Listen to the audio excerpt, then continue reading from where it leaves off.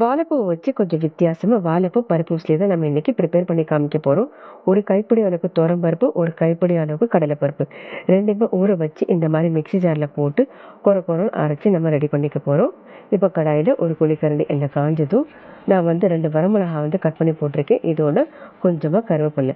இது 2மே நல்லா பொரிஞ்சதும், நம்ம கொரன்னு அரைச்சு வச்ச அந்த பருப்ப வந்து இதில ஆட் பண்ணி நல்லா மிக்ஸ் பண்ணி விடலாம்.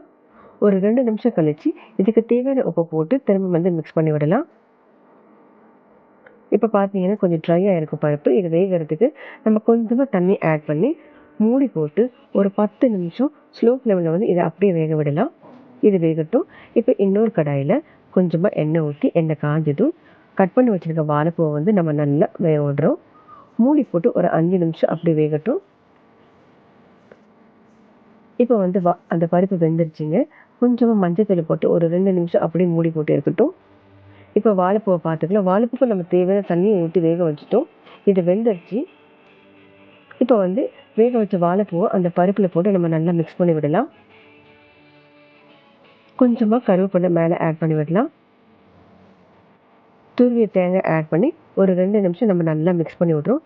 ஃபைனலா கொத்தமல்லி வந்து கட் பண்ணி இந்த மாரி கார்னிஷ் பண்ணிக்கலாம். இந்த ரெசிபி ரொம்ப டேஸ்ட்டா இருக்கும்.